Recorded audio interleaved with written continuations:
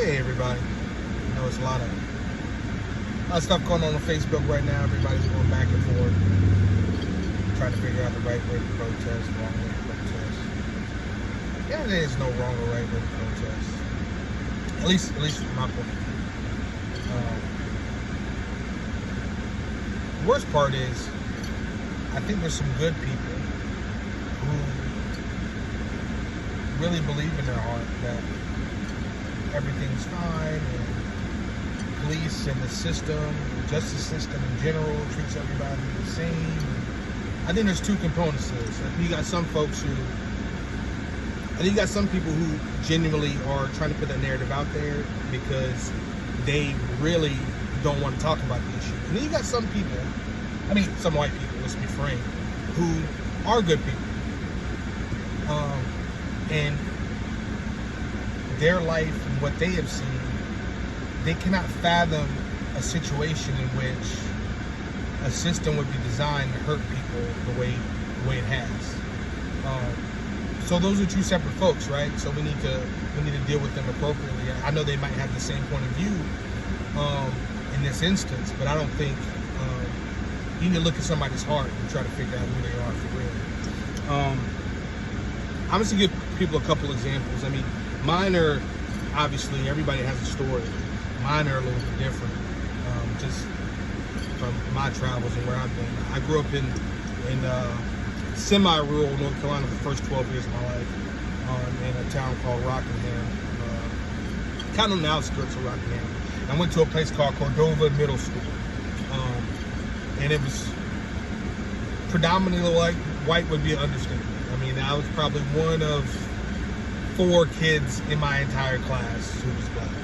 And when I say class, I'm talking about I can remember seeing 4 kids in the whole school, K through 5 at the time.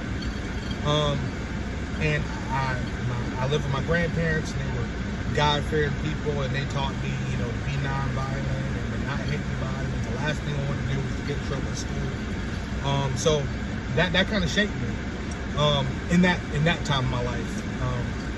So as I'm at that elementary school, I can just tell you that kind of built me into the person I am today. I probably got called nigger more than my actual name by kids. They didn't want to fight anybody. Kindergarten, 1st grade, 2nd grade, starting to come of age a little bit in 3rd grade. So I'm telling my grandma, hey, you keep calling me this, I want to go upside the head. Don't get in trouble out there. Don't get in trouble out there. And still got it. 3rd grade, 4th grade, alienated by a large part of my class. There were some good kids, but overwhelmingly, they were nasty, and they treated me like a second-class citizen. Even the bus driver would call me and my cousins names, not to our face. She would talk to us. She would talk to the other classmates about us while we're on the bus. It probably just, she came from a lineage of other people who were backwards thinking. I remember her talking about our hair. She thought because our hair stood up, and didn't lay like white people's hair, that the reason it laid like that was because of grease. She was called grease monkeys.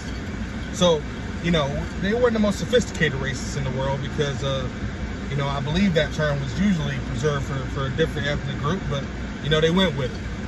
So we were called all kinds of names and ostracized. They tried to put people in special classes. But me, I thrived. I just kept my head down, and, at that time there was no football, basketball, so my competition was academics. So I just tried to do the best I can academically and try to dominate that way because there was no sports at that time.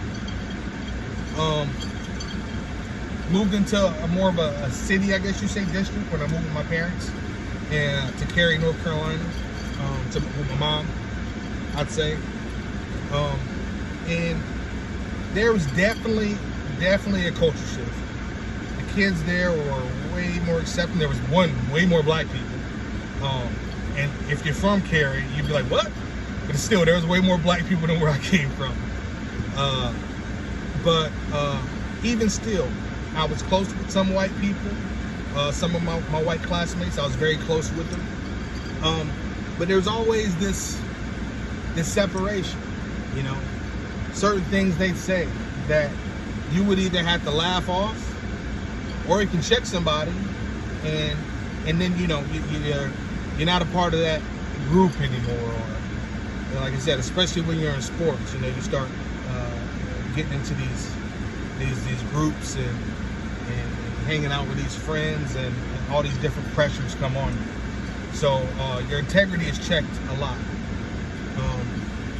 But for the most part, I'd say I carried it. Got to high school, same thing. Had a good time in high school, but then you start seeing the differences. You start seeing the difference of the way people are treated by authority. You know, you start really seeing it. I'll give you a perfect example. When I was 14, somehow I was cited for crank calling people. Me and a buddy of mine were crank calling people all night. And somehow somebody called the cops. Whatever, they came and, you know, they said, you guys have to go to teen court. And I was like, okay, whatever. So we go to teen court, and I'm hearing all these stories like, I got drunk and I got high and I stole this. Perfect example. Right before my case came up, there was a kid who was talking about how he got drunk, stole the golf cart at the country club, and proceeded to jump hills at the golf course. But he talked about how sorry he was. He had glasses on. He pleaded to the judge, you know, I apologized. And the judge was like, I can tell you're sorry. This is a nice looking white kid. And the judge was like, I can tell you're sorry. You seem like a nice young man.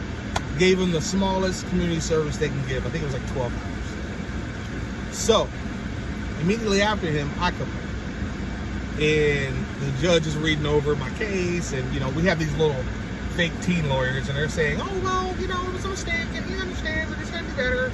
And I'm just, you know, you just gotta sit there. It's not really a trial, you're already guilty. So the judge is looking at me, and the judge says, I just think you're making a mockery of this court. I can just look at your face. I can look at your face. This is what she said. I can look at your face and tell that you are not taking this seriously. And I can tell that if I give you a light sentence, you will not learn your lesson. And my mind is just like, am I in the Twilight Zone? And this is me at like, I think I was 15 at the time. I'm giving you the maximum I can give you. I'm like, Jesus Christ. Which, thank God, the maximum was only 24 hours, and I cleaned up the fire truck, fire station, and the library a couple of days, and I was done. But that was kind of just a microcosm of what the justice system really is. I mean, you know, it's not blind. It's what you see in front of you, and that's how they judge people. So that was that part. So, you know, in high school, you know, I played football, and I hung around with a nice group of guys. Everybody was trying to do something with their lives and try to do better. And you know, I went to football practice every night, and then when football season was over, when basketball season was over, I had baseball practice. I probably got pulled over, and there's no exaggeration, over 20 times. And it wasn't for a tail light, headlight, anything like that. Police would literally pull me over and tell me, you don't like people on you. And it didn't even, that's the great thing about being a kid. You can kind of just, well, you can as an adult too, I guess, depending on the person you are. You can kind of just be like, well, that's the way it is. And I didn't really take it to heart. I didn't let it discourage me. But it just, every year, there's just a seed planted in your head. It's a seed, a bird, and it just keeps getting on top of it. And telling me I'm not supposed to be where I live, I would show them my address. Well, I live here. You know, my parents lived in the golf community. Of course, they didn't think I deserved to be there or need to be there. And that's why I was pulled over so often. And this happened throughout all of my high school years. I remember a time we were out of high school. I was driving. It was my car. Had a couple of my buddies. Another car. A couple other buddies. White dudes. And, you know, we were all cool. You know what I'm saying? We're driving. And I see a cop. He's rolling over to the left of me. I was like, oh man, I don't even want to be near him. I'm just gonna hit the brakes, let him go by. I hit the brakes, he hits the brakes. He pulls up behind me, pulls us over, lets them go. I mean, again, that wasn't like, oh, end of my life, and you know, it was just like, damn, man, I can't. It's the freedom of movement. It's not apartheid. There's not actual, you know, it's not actual said system of it, but it happens. It happens all the time. I can't be the only one. So when I hear people, and I'll get into deeper about this in a second. So when I hear people talk about, well, it's just the media who's inciting this, and that's why black people are mad. Do you know what an insult that is to people's intelligence? Like we're just getting these ideas out of thin air, like it comes out of nowhere. I mean, that's more insulting than you calling me the N-word, to be honest with you. I'd rather you come up and call me the N-word than insult my intelligence to tell me what I'm seeing ain't really happening, or what's happened to me it didn't really happen. You know, you're gaslighting people, and it's frustrating. It's absolutely frustrating. And you know, even good white people. I mean, I can tell you, there's people, you know, they're probably, you know, still friends with me on Facebook, and you know, if I saw them in the streets, I'd be cordial. But I can tell you, growing up, you know, there's these Q words that white people would use, and you know, not all white people. You know, some down white people, you know, used to chill all the time, but you know, the white people you associate with, you know, you go to a bar, you go to a club. Yeah, man, we had to leave. Oh, why'd you leave, man? I heard that was a spot. It was too sketchy. Sketchy. See, sketchy used to be a download word, meaning there's too many colored people in there, and I don't feel comfortable. And it ain't even got to be half colored people, you know, people of color. We can call, you know, it would be 25%. If there's 25% black people in the place, that's too many black people for a lot of white people I grew up with, and they gotta leave. They gotta go somewhere else. Not knowing that most of our lives, especially if you know, out here hustling and bustling, and depending on where you work, and you know, you might interact with 98% white people, and you don't feel a certain way, like I gotta get out of here. You don't have that luxury. You know, you don't have that luxury to have that feeling. It's sketchy in here. I gotta leave. No, I gotta work. You know, however sketchy it is. So, end of the day, you know, you've had MLK, nonviolent protester, and I see a lot of people throwing his name out there. I don't know what MLK would think about this. I really don't. I can tell you, at the end of his life, he had some regrets about how he handled the civil rights movement. Those are just facts. I mean, we get taught a very sanitized version of the civil rights movement, and how it ended, and you know, and what Martin Luther King did, and how he was revered. I mean, a lot of people hated Martin Luther King. He went to jail dozens of times, hit in the head with bricks. I mean, he wasn't celebrated when he was here. He didn't have any flowers. He was celebrated by the people who loved him. But, I mean, at the time of his death, he was one of the most hated men in America. He was called a socialist. And ultimately, he was assassinated, obviously. So, I would just like people, anybody, if you're a white person who has that kind of, you know, thinking or mentality that, well, it's not really that bad. All cops, they're mean to everybody. And that's what they do. One, all cops ain't mean. You got some absolute psychos out there. You got some legit, you know, some legit white supremacists and racists in police departments. That's just documented. That's those facts. But for the most part, all of them go out there trying to do a good job, trying to do the best they can for the community. But the system's broken. It was started originally, you know, to do what we think they're doing. Now, like I said, it's not explicitly that they're doing what they're doing and just rousting the black people they see. And I don't think that's the case everywhere, but it's the case too often. That's the fact. If I have this story as a reasonable person who's, like I said, been pulled over multiple times for nothing, to the point we had a phrase to call it. You know, and I'll tag people to remember this in high school. We used to call it the full shakedown, the half shakedown, or you know, or just the shakedown, depending on how much the cops would do when they pulled us over. Because it was either everybody out the car, we searching everybody and we searching the car. That was a full shakedown. Or now we questioning the driver and everybody in the car, you know, or it's just, oh, let me license registration in your way. You know, those are the degrees of shakedown. And again, if I'm speeding, if I'm making a, you know, hitting signal, whatever, cool, you're gonna pull me over. But to pull people over and tell them they don't belong here, or now at least, I mean, from what I hear, they're saying stuff. At least they're saying like, oh, well, you rolled at the stop sign, and the person argues, I didn't roll at the stop sign. So at least that part is changing. They're not, you know, just overtly saying you shouldn't be here, which is good. It messes with people's psyche. But you gotta hear people, man. And people ain't crazy. We're not out here just saying stuff. And don't insult our intelligence, because it's offensive. It's absolutely offensive. And I don't know what's gonna happen with the protest. I know it's gonna keep rolling, because I mean, my man Cap, he tried to take a knee, and he got shredded. Like, it was a building thing. It was crazy. It was like, he takes a knee. I was like, all right, cool, good for you, Cap. And then it just kept building, like, he hates the military. I'm like, wait, he just told y'all why he's kneeling. Police are killing people and they're getting paid time off, a vacation. So it's that simple, man. We want equal protection under the law. Anybody, you know. If I was to, you know, a different case other than George Floyd, but Ahmaud Arbery.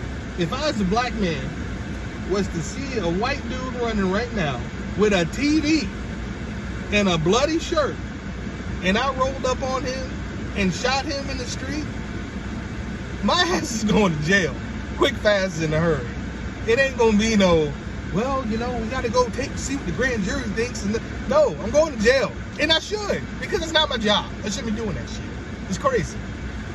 I'm not Batman, I'm not, you know, ain't no superhero stuff, but you know, that's what I'm talking about. Equal protection and equal justice under law. I mean, and we got a long ways to go. In the system, the way it's set up, this peace stuff, we've been doing it for years and years. Whenever somebody gets killed, there's a march, there's candles, everybody's, we shall overcome. We still ain't overcome, man. That song is long. You can go verse after verse after verse. So, you know, we need our elected leaders, federal and local, all over the nation, to get in the rooms and figure out legislative fixes to what's going on. Because that's how you fix things. Word, lip service don't matter. Legislation is how you fix it. Whenever I can just say, I was scared today, so I shot him. What? Imagine that, man. Imagine me just saying, rolling up, man, dude was walking down the street. He looked like he was up to something. So I rolled up on him. He started fighting me, so I shot him. Because he was suspicious, man. What's the problem? Stood my ground, right? Like, and that sounds reasonable? No, it doesn't sound reasonable to anybody. So we got to get reasonable, and we got to get equal justice.